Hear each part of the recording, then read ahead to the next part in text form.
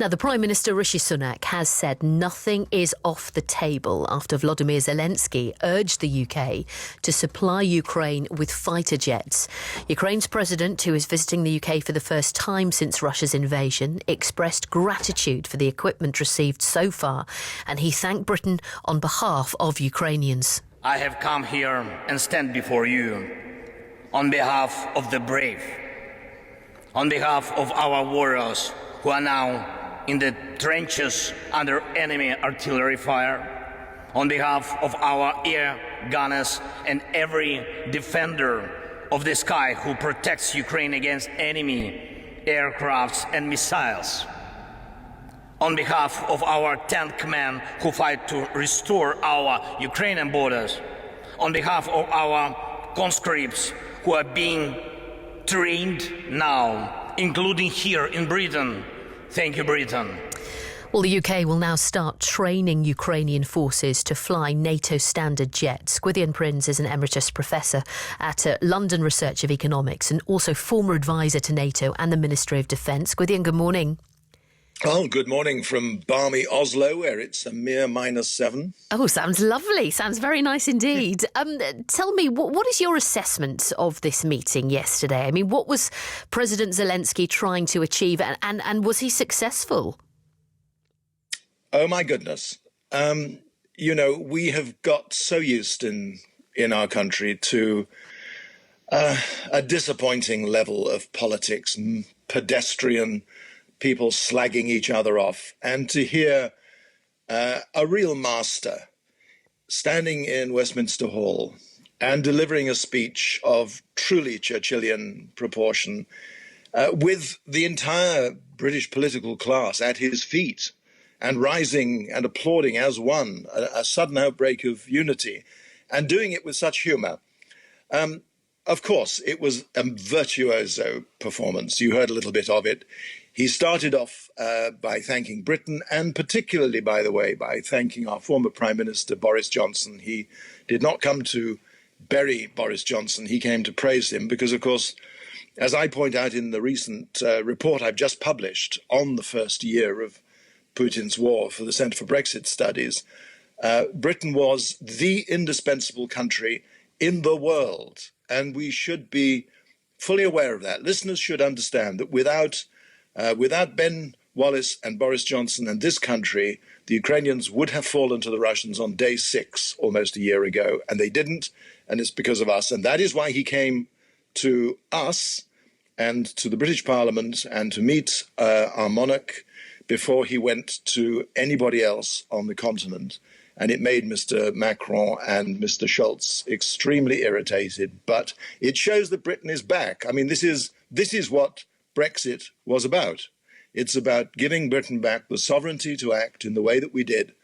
We are once again back on the world stage.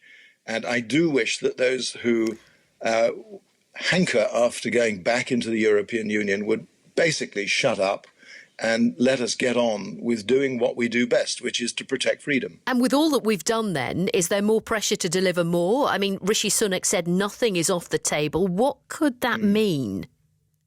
Well, indeed, there is pressure to deliver more because, Claire, finally, I think the penny is dropping. And I think it dropped with the British public, even if not with the British political class, quite early, that although this is a war in Ukraine, to defend it against an absolutely unjustified act of aggression.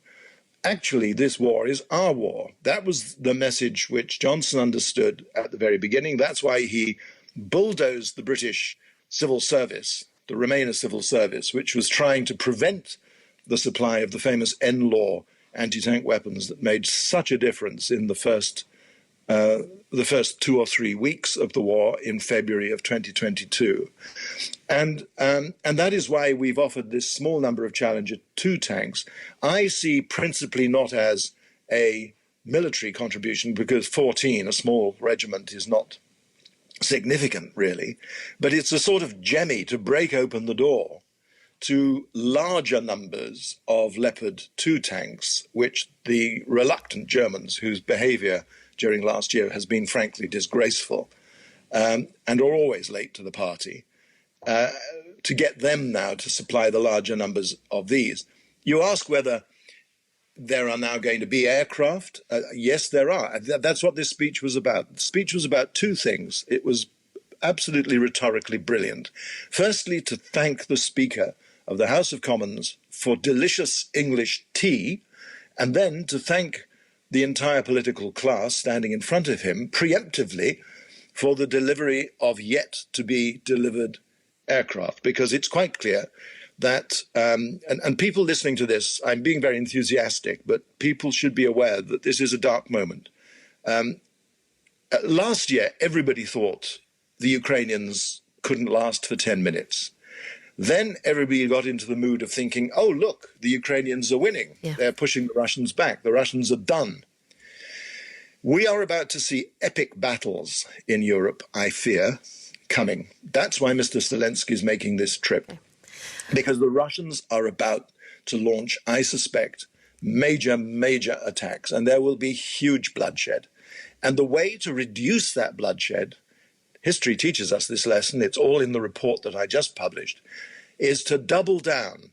Winston Churchill himself said in a similar situation in the middle of the 1930s that half-hearted attempts to make peace, companioned by half-hearted attempts to make war, is the worst possible prescription. And that's true today.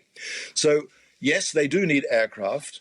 I can tell you in boring detail which ones they need and why, but I'll just tell you in a sentence that they need close air support aircraft, which will support tanks, which are already supported by mounted infantry.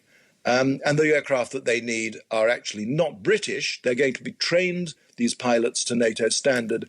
But I think the aircraft they need next, some people in East Anglia may be familiar with it, a very distinctive aircraft which defended our troops in Afghanistan. We have to leave it there, Gwythian. I could talk to you all day. Thank you very much for coming on and for your assessment, Gwythian Prins there, former advisor to NATO and the Ministry of Defence.